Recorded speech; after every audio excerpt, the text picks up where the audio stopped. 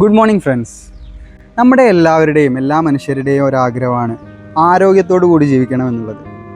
നമ്മൾ ഏത് ഫിറ്റ്നസ് ആക്ടിവിറ്റിയിലേക്ക് കടന്ന് ചെല്ലുകയാണെങ്കിലും, അത് യോഗ ആയിക്കോട്ടെ, ബോഡി ബിൽഡിംഗ് ആയിക്കോട്ടെ, അല്ലെങ്കിൽ കാലിസ്തനിക്സ് ആയിക്കോട്ടെ, എന്തും ആയിക്കോട്ടെ, നമുക്ക് കൃത്യമായിട്ടുള്ളൊരു എയിം വേണം. എന്ത് കോമ്പണൻറ്റിലാണ് നമ്മൾ ഫോക്കസ് ചെയ്യേണ്ടത് എന്നുള്ളത്.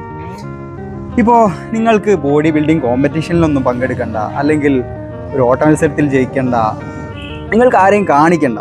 നിങ്ങൾക്ക് നിങ്ങളുടെ ഡെയിലി ലിവിങ് ഫങ്ഷണൽ ആക്ടിവിറ്റീസ് എഫിഷ്യൻ്റായിട്ട് ചെയ്താൽ മതി എന്ന് മാത്രമാണ് നിങ്ങളുടെ എയിമെങ്കിൽ, മെയിനായിട്ട് നിങ്ങൾ 3 കാര്യങ്ങളാണ് ഫോക്കസ് ചെയ്യേണ്ടത്.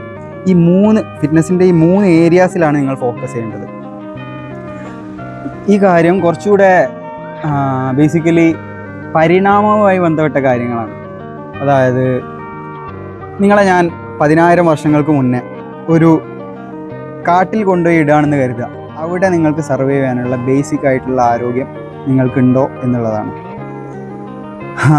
ഒന്നാമത്തെ ഏരിയ, നിങ്ങൾക്ക് ആഹാരമാക്കാനുള്ള ഒരു മാനിൻ്റെ പുറകെ ഓടി അതിനെ പിടിക്കാനുള്ള എബിലിറ്റി ഉണ്ടോ, അതായത് കാർഡിയാക് ഫിറ്റ്നസ് ഉണ്ടോ.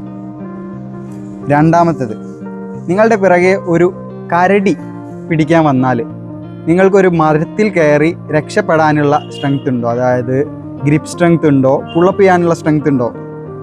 മൂന്നാമത്തത്, നിങ്ങൾ പിറകെ ഓടി ആ മാനിനെ പിടിച്ചു, അതിനെ പൊക്കിയെടുത്ത് നിങ്ങൾക്ക് കംഫേർട്ടായിട്ടുള്ളൊരു സോണിൽ, അല്ലെങ്കിൽ നിങ്ങളുടെ ഷെൽട്ടറിൽ വരെ പൊക്കിയെടുത്ത് കൊണ്ടുപോയി അതിനെ കഴിക്കാനുള്ള സ്ട്രെങ്ത് ഉണ്ടോ, മസിൽ സ്ട്രെങ്ത് ഉണ്ടോ.